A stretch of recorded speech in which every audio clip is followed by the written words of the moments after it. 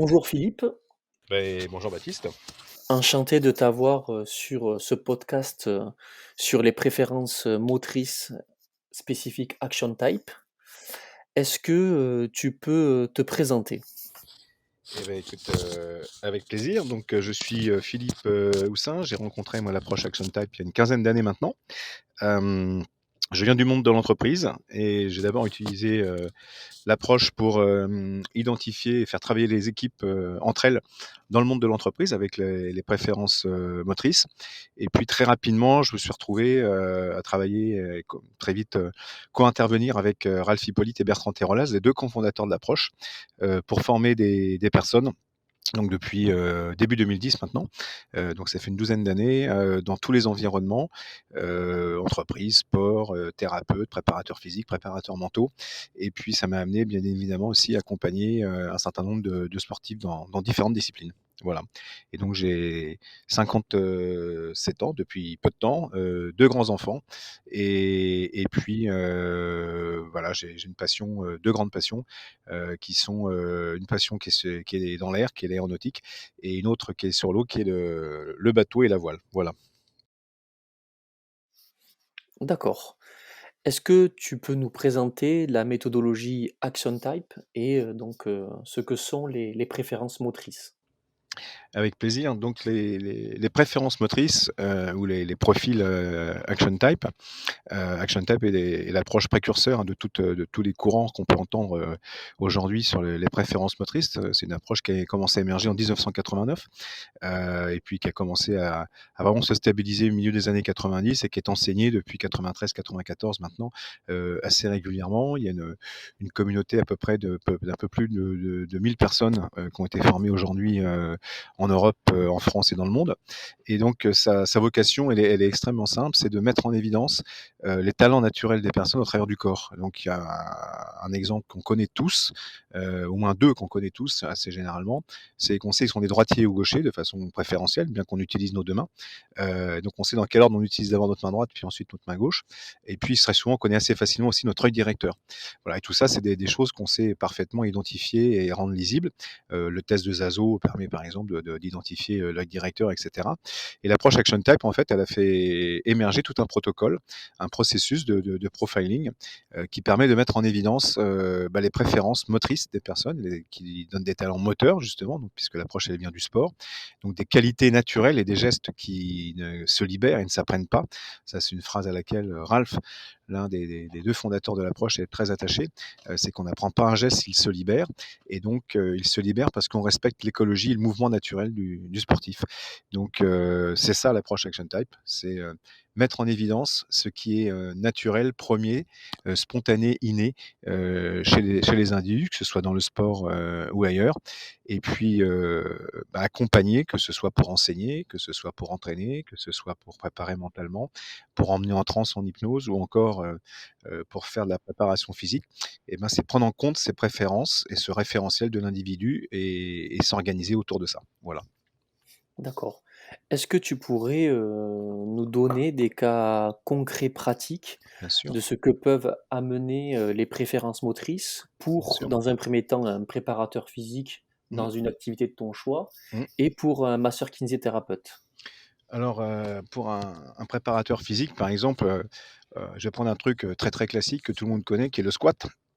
Et on sait bien qu'on peut faire voilà, plutôt des demi-squats ou des squats complets. Voilà. Et ça, il y a un indicateur dans les préférences qui s'appelle la marche par le haut, la marche par le bas. Raymond Soyer avait déjà identifié ça bien avant Action Type. Et d'ailleurs, Action Type fait référence à Raymond Soyer. Ce qu'a fait Action Type, c'est qu'on peut interroger le corps et savoir si effectivement on a une marche préférentielle par le haut ou par le bas, ou de savoir à quel moment ou dans un moment, en contexte donné, savoir si on est dans le registre de la marche par haut ou de la marche par le bas, et à partir de là, de pouvoir indiquer le squat qui est optimal pour la personne en fonction de l'état dans lequel son corps s'en trouve. Voilà, c'est un exemple très classique pour la préparation physique. Voilà, c'est un truc très basique, mais on sait bien que le squat, c'est un truc qui est toujours un peu délicat. D'accord. et ce qui est pour, un masseur kinésithérapeute? Alors c'est bon, je vais rester sur le même paramètre pour rester, je dirais cohérent. Si par exemple on a une personne qui marche de façon préférentielle par le haut, ça veut dire qu'elle va activer, des chaînes musculaires ou certaines catégories de chaînes musculaires beaucoup plus fréquemment que les autres. Comme quelqu'un qui est droitier va beaucoup plus solliciter ses chaînes musculaires et sa main droite et la dextérité fine à droite qu'un gaucher, il va faire la même chose de la main gauche et donc il va y avoir un déséquilibre entre la main droite et la main gauche et des tensions différentes entre le bras gauche et le bras droit. On va voir la même chose sur, par exemple, la face avant et la face arrière du corps, dépendant du type de marche préférentielle que les personnes ont. Donc ça va donner tout de suite un accès à des paramètres, de savoir effectivement où est-ce que je mets plus d'intensité ou où je mets plus de travail sur le massage, par exemple, ou sur les étirements, ou sur des exercices de récupération, par rapport à la fatigue, entre guillemets, qui va être un peu plus importante ou carrément plus importante d'un côté ou de l'autre du corps. D'accord. Ensuite, j'ai vu quelques vidéos avec toi, notamment dans Mmh. les sports de combat et je sais Oui, que tu travailles et que vous travaillez énormément dans le football. oui. Est-ce que de la même façon, tu pourrais, nous dire, en quoi les préférences motrices peuvent aider, lors de la prise en charge, d'un combattant, Mmh, en identifiant donc, ses qualités fortes, et ses mmh, qualités faibles? Et mmh. de la même façon, comment les préférences motrices, peuvent, aider, les éducateurs ou les préparateurs physiques qui évoluent, dans le milieu du football? Absolument. Alors on va voir, effectivement pareil, si on reste toujours sur cet indicateur, de la marche par le haut et de la marche par le bas, des types d'appui, des types de courses qui vont être, différentes. Les personnes qui, par exemple, marchent par le haut sont des personnes qui ont toujours besoin de rester en mouvement parce qu'elles fonctionnent, avec un rebond sur le sol et le fait de s'arrêter et de repartir leur coûte beaucoup d'énergie et donc elles doivent absolument être entraînées dans cet, aspect d'éviter de faire des stop and go, voilà. Elles vont avoir aussi plus de capacité à être dans l'explosivité et donc elles vont pouvoir faire des accélérations très rapides et puis récupérer derrière. Contrairement aux personnes qui sont marche par le bas, qui sont plutôt des stop and go et qui du coup vont beaucoup plus être à l'aise pour faire des entraînements fractionnés et avoir plutôt un travail plutôt dans l'endurance, on va dire, et moins dans l'explosivité. Voilà. Alors on est tous bien évidemment une hybridation, hein, ces deux paramètres. Il faut rappeler ça, on ne peut pas enfermer les personnes que dans être droitier ou gaucher parce que ce serait faux. On est une préférence pour la main droite et on utilise notre main gauche quand par exemple notre main droite est fatiguée ou qu'elle est blessée ou qu'elle est occupée à autre chose ou qu'elle est simplement saturée. Il en va de même pour les préférences. Hein, c'est une préférence, elle n'est jamais enfermante. C'est toujours quelque chose qui est une invitation à comprendre comment il y a une dynamique qui s'installe entre un point d'entrée, quelque chose qui est utilisé beaucoup plus fréquemment que l'autre versant. Donc, un préparateur physique, un entraîneur, quel qu'il soit, quelle que soit la discipline, suivant l'état de fatigue, l'état de stress dans lequel va se trouver la personne qui est accompagnée ou qui est entraînée ou préparée physiquement, il va y avoir nécessité d'interroger là où elle se trouve pour pouvoir adapter ce qui va être lui proposé dans le contexte à l'état dans lequel elle se trouve. Donc ça permet aussi d'avoir une approche prophylactique très intéressante. D'accord. OK, donc la même chose qu'on retrouve, dans le football. Mais on retrouve ça bien évidemment dans le football, comment dirais-je? Avec aussi par exemple, des, des conduites de ballon, hein. Ça c'est la conduite de balle au foot, c'est un truc, quand même assez, prégnant et c'est normal puisque c'est une grande partie du boulot du footballeur. Mais il y a des conduites qui sont plus facilement avec, soit l'extérieur, soit l'intérieur du pied. C'est-à-dire qu'il y a des joueurs qui démarrent plus facilement et plus fréquemment avec un crochet intérieur, on va dire, ou une rotation vers l'intérieur du corps, ou des joueurs au contraire vont plutôt vers l'extérieur et vont plutôt faire du crochet extérieur avant de faire un crochet intérieur. Donc tout ça, pareil, c'est des préférences qui sont installées, qui sont innées et qui donnent, alors non seulement elles permettent de faciliter l'expression, et ça c'est un peu important parce qu'elle donne un point fort accessible, donc qui se travaille bien sûr, et donc ça donne de la vitesse, ça donne de l'aisance, ça donne une proprioception qui est optimale aussi, ça donne aussi une capacité à pouvoir joindre le cycle et optimiser le cycle perception-action, c'est-à-dire lecture du jeu, anticipation et puis décision et orientation et action dans le jeu, lorsque ces paramètres-là sont respectés. Voilà. Hein, vous imaginez D'accord. simplement que je vous demande de faire un calcul mental en même temps que vous écrivez. Voilà. Alors si, vous écrivez un truc automatique de la main droite, je m'appelle, par exemple Baptiste Hamid, voilà, c'est un truc que vous connaissez bien avec votre date de naissance et qu'en même temps je vous demande des trucs simples de faire 2 plus 2, 3 plus 3 en vous laissant du temps, vous allez certainement pouvoir faire la double tâche. Par contre, si je vous mets le stylo dans la main gauche et qu'en même temps je vous demande, le code de votre carte bleue, généralement c'est juste pas possible de le faire. Tellement on met d'énergie à travailler ce qui n'est pas, présent ou disponible à ce moment-là. Voilà. Donc c'est un peu ça qui se passe quand on demande à quiconque d'ailleurs de faire quelque chose en ne prenant pas en compte la préférence ou la ressource qui est disponible à ce moment-là. Voilà, D'accord. Du coup, vous allez venir, sur Toulouse, fin novembre. avec plaisir. Qu'est-ce que, les stagiaires, vont pouvoir, donc apprendre durant ces 2 jours? Et qu'est-ce qu'ils vont être capables de faire à la fin de la formation, ce qui va leur donner une plus-value Mmh. dans leur, quotidien? Alors on va travailler sur deux paramètres, simples. Sur 2 jours de formation comme ça, on va donner des éléments aux personnes pour pouvoir faire un premier niveau de profiling sur 2 paramètres qu'on appelle des paramètres structuraux, qu'ils découvriront pendant la formation, mais qui ont, pour intérêt, entre autres, de favoriser, il y a 3 grandes choses, 3 grands bénéfices tout de suite quand on travaille avec ces paramètres-là.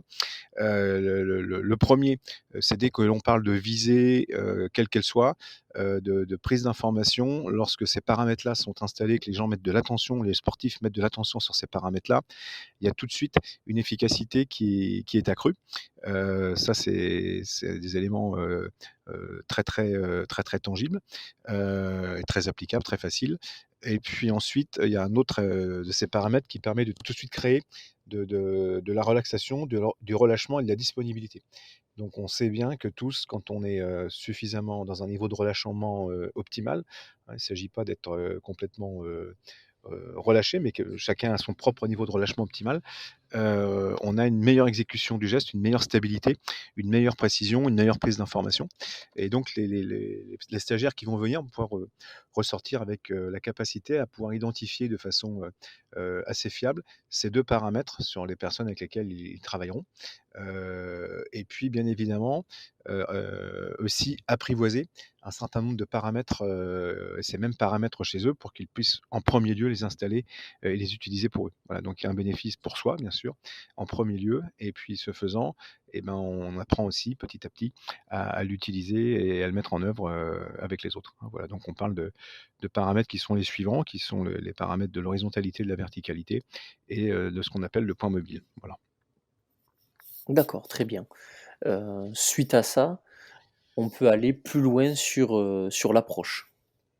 Bien sûr, puisque là, sur 2 jours comme ça, l'idée, c'est vraiment de pouvoir donner des premiers éléments aux personnes avec lesquelles ils puissent, commencer à investir et à comprendre, et à utiliser, de façon pratique, parce que l'approche, elle est toujours, le livre fait 800 pages et on pourrait faire un contenu de licence, de doctorat, sans aucun souci avec, tout ce qui se cache derrière la complexité du modèle de l'approche Action Type. Par contre, dans la pratique, sur le terrain, c'est toujours simple. C'est-à-dire ça marche ou ça marche pas, on a mis en place les bonnes conditions, on n'a pas mis en place les bonnes conditions et on peut assez rapidement s'amuser avec ça, mais pour pas que ce soit de la magie, parce que c'est pas de la magie, il y a derrière toute une éthique et toute une approche à mettre en place pour être bien dans son rôle d'accompagnateur et d'être au service de la personne et de pas prendre du pouvoir sur elle et de venir la créer de dépendance d'une part, et puis d'autre part, pour être un bon profiler, il faut aussi apprivoiser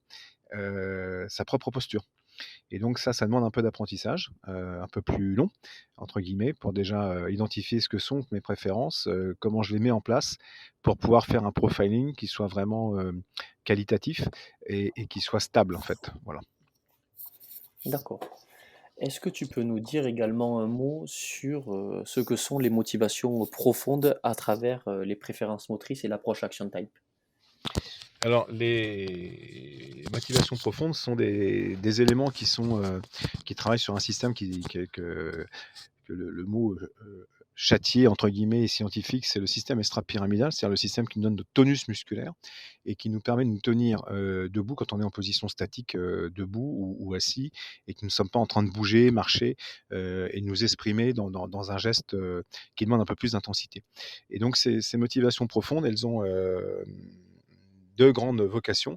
La première, c'est créer de la sécurité à l'intérieur, puisque c'est notre système, contribuer à notre système d'engagement social. Donc c'est la façon dont on va se relier au monde, et ce qui va nous encourager à nous sentir suffisamment en confiance, à nous ériger et à nous mettre en mouvement. C'est pour ça qu'on appelait ça motivation profonde.